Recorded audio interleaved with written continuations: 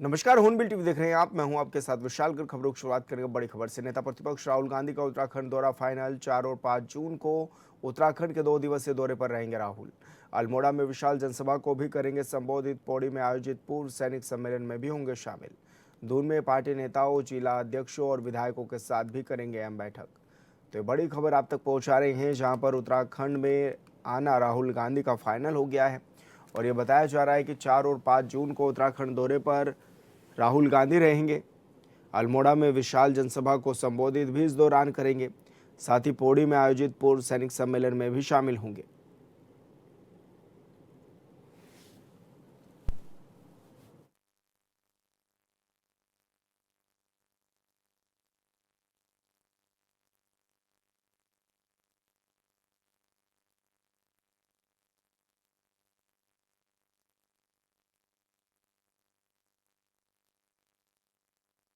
बड़े हर्ष के साथ ये सूचित करना है कि हमारे नेता और लोकसभा में नेता प्रतिपक्ष श्री राहुल गांधी जी 4 और 5 तारीख जून को उत्तराखंड की 2 दिवसीय यात्रा पर पधार रहे हैं।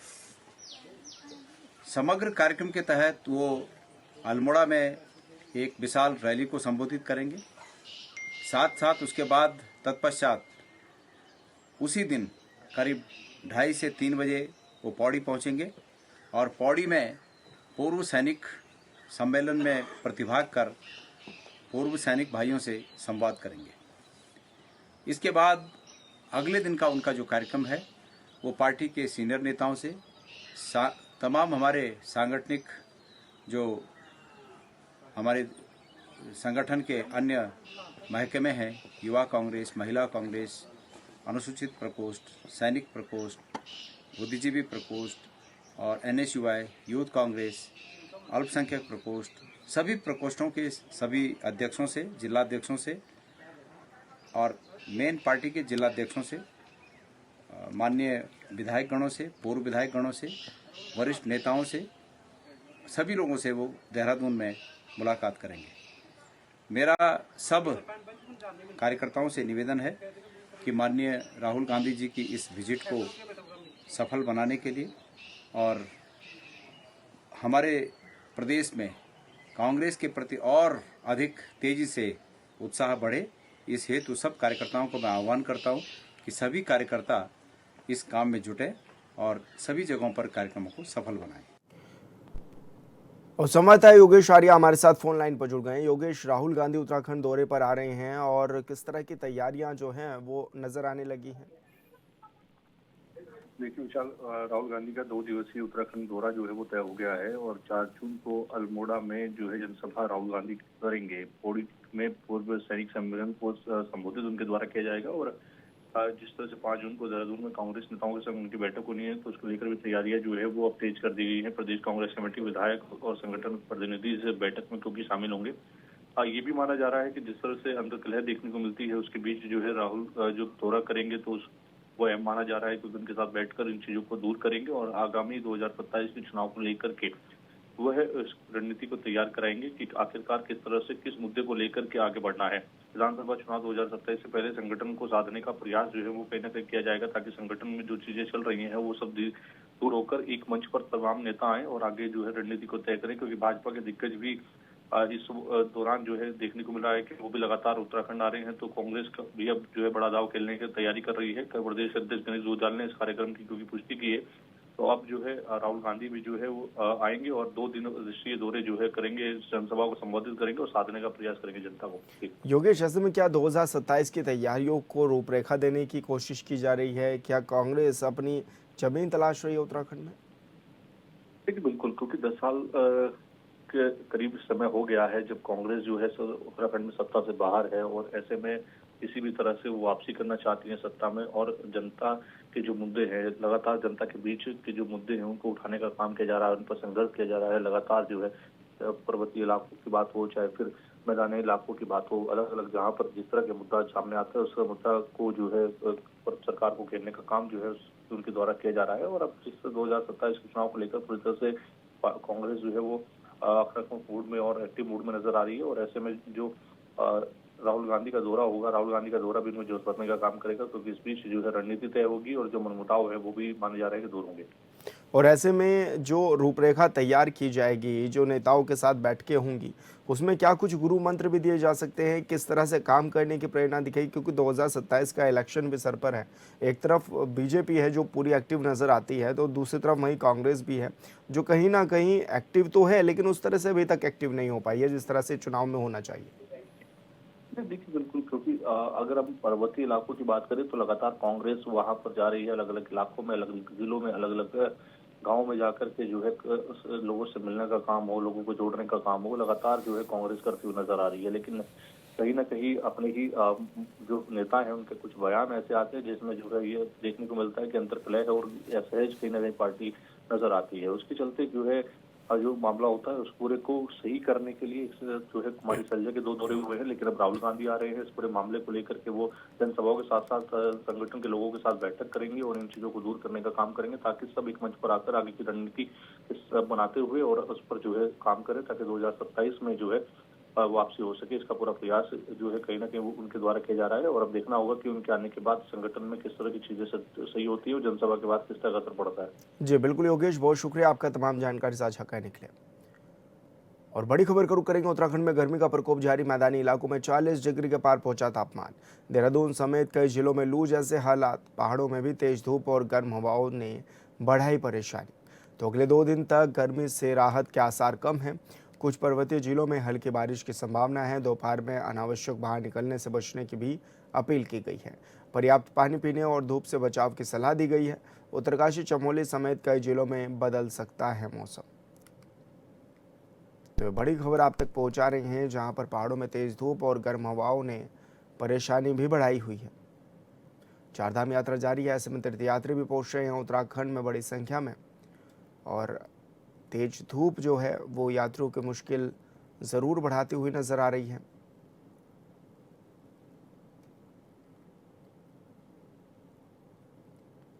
देहरादून में जिलाधिकारी डॉक्टर आशीष चौहान ने कलेक्ट्रेट परिसर, रिकॉर्ड रूम और आपदा परिचालन केंद्र का औचक निरीक्षण किया। डीएम ने अधिकारियों को जन समस्याओं के समयबद्ध निस्तारण, स्वच्छ कार्यालय व्यवस्था और अभिलेखों के सुव्यवस्थित रखरखाव के निर्देश भी दिए हैं। उन्होंने रिकॉर्ड के डिजिटलीकरण और लंबित मामलों की नियमित समीक्षा पर भी जोर दिया है। साथ ही मानसून को देखते हुए संवेदनशील क्षेत्रों में आपदा प्रबंधन तैयारियां मजबूत रखने और राहत व्यवस्था दुरुस्त करने के भी निर्देश दिए हैं।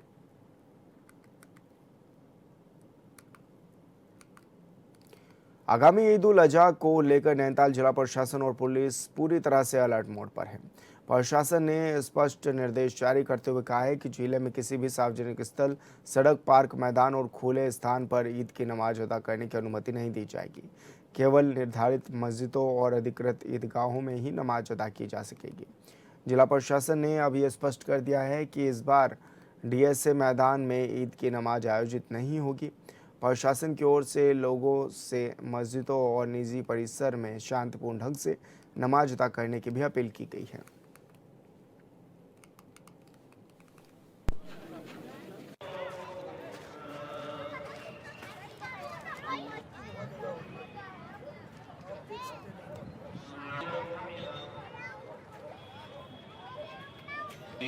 إياك نعبد وإياك نستعين اللهم حملنا ما لا طاقة لنا به واعف عنا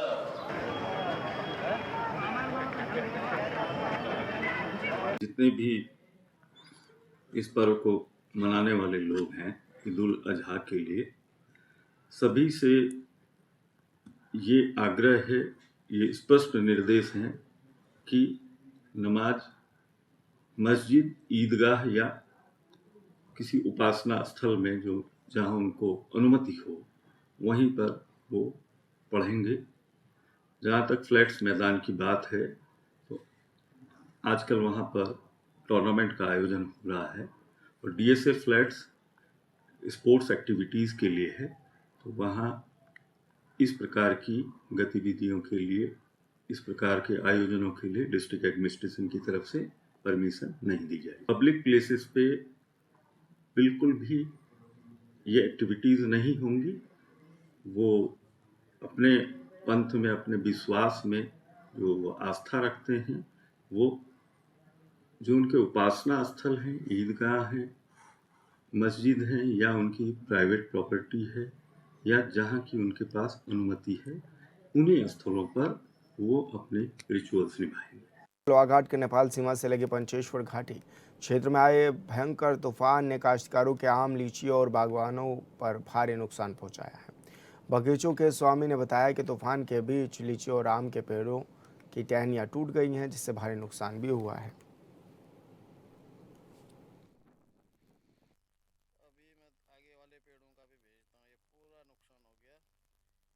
कम से कम एक पेड़ में 5-6 टहनी टूटी है।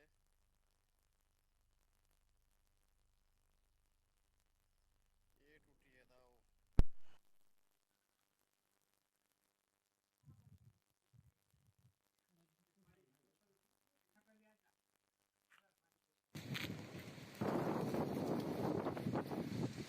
पंचेसर घाटी क्षेत्र में भयंकर तूफान आया, जिस कारण पंचेसर घाटी क्षेत्र के काश्तकार जो आम का और लीची के फलों का जो काम करते हैं, उनको काफ़ी नुकसान हुआ है। काफ़ी तेज़ तूफान से कुंटलों के हिसाब से आम का फल झड़ गया है। इसके साथ साथ लीची के पेड़ भी टूट गए हैं।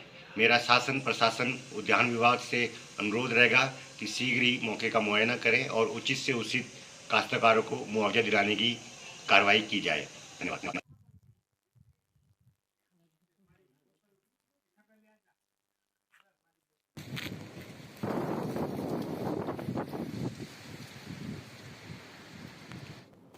और संवाददाता लक्ष्मण बिष्ट हमारे साथ फोन लाइन पर जुड़ गए हैं। लक्ष्मण, कितना नुकसान अभी किसानों का हुआ है और क्या कुछ मांगे कर रहे हैं किसान? जी, मैं बताना चाहूंगा जो चंपावत जिले का लोहाघाट ब्लॉक है, उसका सीमांत जो पंचेश्वर घाटी है, नेपाल सीमा से लगी हुई घाटी है। तो वहाँ कल शाम को जो है भीषण जो है आंधी तूफान आया, जिससे किसानों की जो लीची के फल तैयार हुए थे, आम के फल तैयार हुए थे, कुंतलों के हिसाब से टूटकर गिर गए हैं वो जमीन पर। और जो पेड़ हैं आम और लीची के, उनको भी बड़ा नुकसान पहुंचा है। जो क्षेत्र के प्रमुख किसान है ओंकार धोनी, उन्होंने बताया काफी नुकसान जो है ग्रामीणों को हुआ है, आर्थिक नुकसान भी हुआ, तो साथ में पेड़ भी टूटे हैं। तो प्रशासन से गुहार लगाई कि जो किसान है उनका मुआवजा दिया जाए, क्योंकि आम और लीची जो है उनकी आजीविका का एक बड़ा साधन होता है। बरसों की मेहनत के बाद उन्होंने कहा हमने पेड़ पौधे तैयार किए थे, लेकिन पौन घंटे मात्र के आंधी तूफान ने उनकी पूरी जो मेहनत थी उसको बर्बाद कर दिया, जिससे उन्हें काफी आर्थिक नुकसान पहुंचा है। जी लक्ष्मण, बिल्कुल, बहुत शुक्रिया आपका तमाम जानकारी साझा करने के लिए। केंद्र में प्रधानमंत्री नरेंद्र मोदी के नेतृत्व वाली सरकार ने अपने 12 साल पूरे कर लिए हैं। बीजेपी से विकास, राष्ट्रवाद और मजबूत नेतृत्व का दौर बता रही है, तो वहीं विपक्ष बेरोजगारी, महंगाई और सामाजिक मुद्दों पर सरकार को घेर रहा है। और इन सब के बीच बीजेपी के मंत्री से लेकर सांसद तक और प्रवक्ता से लेकर कार्यकर्ता तक गांव-गांव जाने की तैयारी कर रहे हैं। सवाल है कि 12 साल में देश कितना बदला है।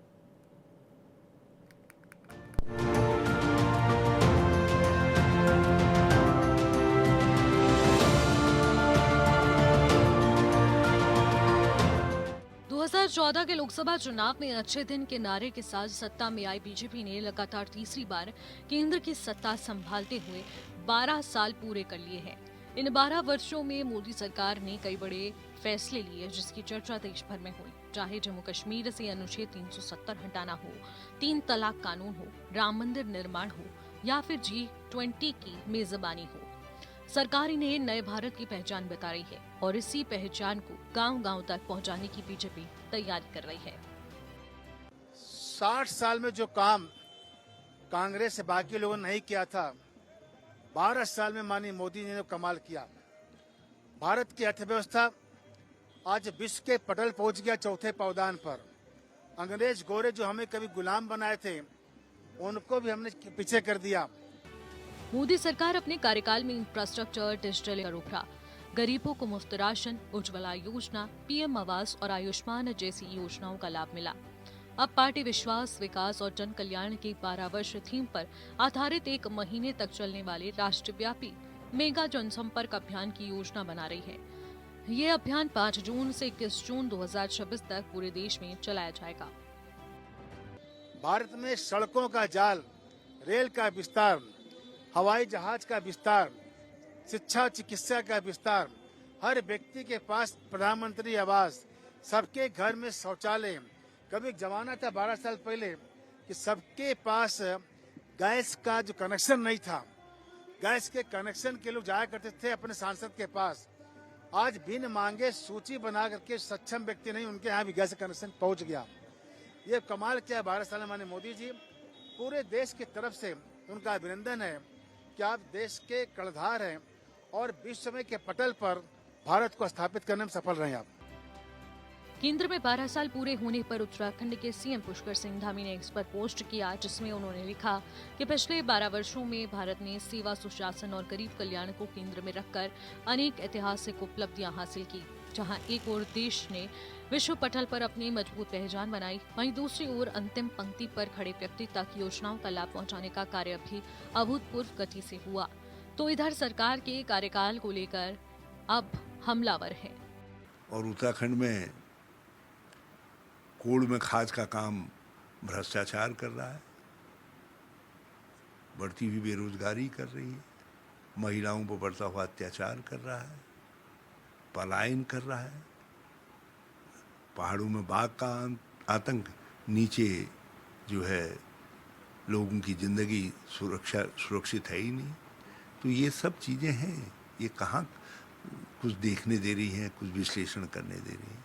इस समय तो महंगाई का दैंती सामने दिखाई दे रहा है। और यदि भाजपा इस समय जश्न मना रही है तो वो लोगों के जले में नमक छिड़क रही है। विपक्ष मोदी सरकार के 12 सालों को सवालों के घेरे में बता रहा है। कांग्रेस का आरोप है कि महंगाई और बेरोजगारी लगातार बढ़ी, किसानों और युवाओं की समस्याएं जस की तस रही। विपक्ष सरकार पर एजेंसियों के दुरुपयोग और लोकतांत्रिक संस्थाओं पर दबाव डालने के आरोप लगा रहा है। विपक्ष का कहना है कि बीजेपी की सरकार में देश की जनता परेशान है। महंगाई को मुद्दा बनाकर बीजेपी ने सत्ता हासिल की, लेकिन आज महंगाई की स्थिति क्या है, इस पर बीजेपी के नेताओं की दलीलें तो विपक्ष के सवाल है। इन 12 वर्षों में भारत की राजनीति भी पूरी तरह बदल गई। उत्तराखंड के पूर्व मुख्यमंत्री हरीश रावत के जीवन पर आधारित उत्तराखंडियत की ओर वक्र चित्र का लोकार्पण हुआ, जिसमें उनके 25 रुपये से ब्लॉक प्रमुख चुनाव लड़ने से लेकर मुख्यमंत्री तक की राजनीति यात्रा दर्शाई गई है। हरीश रावत ने डॉक्यूमेंट्री का जिक्र करते हुए महंगाई को लेकर बीजेपी सरकार पर जमकर सियासी हमला भी बोला है।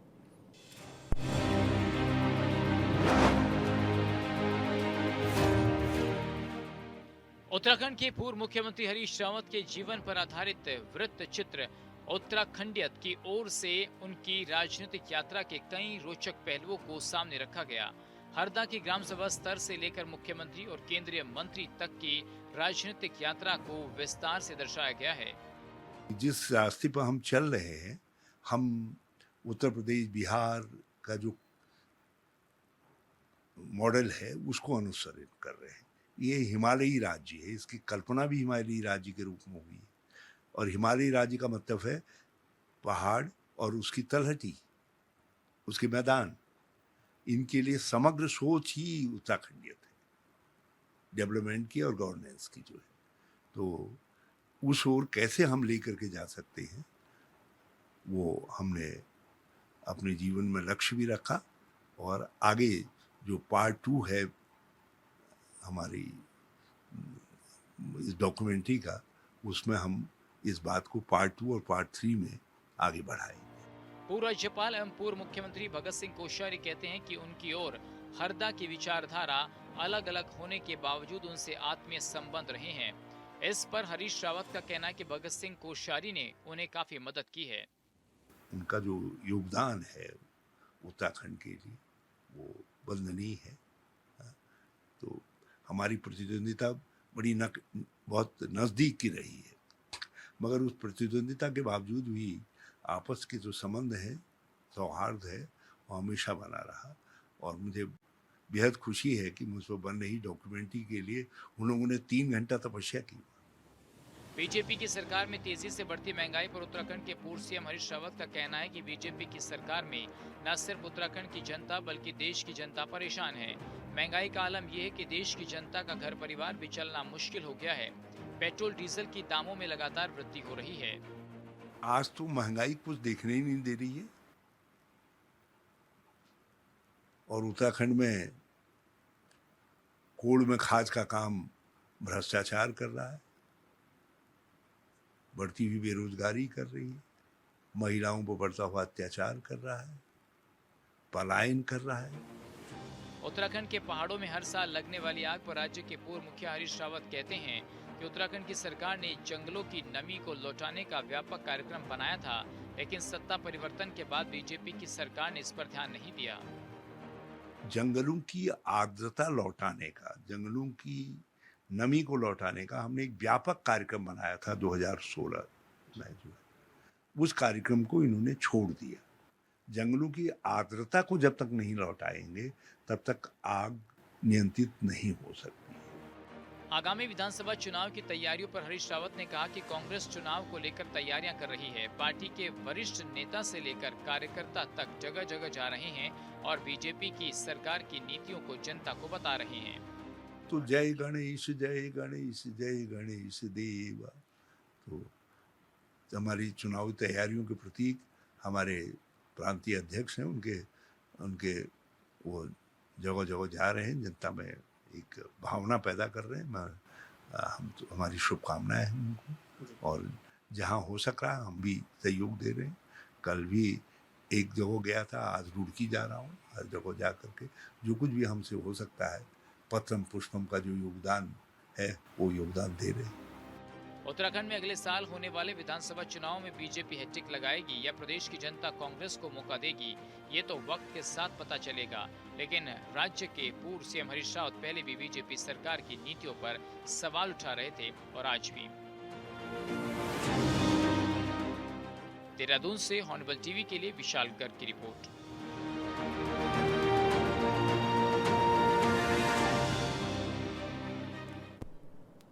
और फिलहाल इस बुलेटिन में मेरे साथ इतना ही। आप देखते रहिए हॉर्नबिल टीवी। नमस्कार।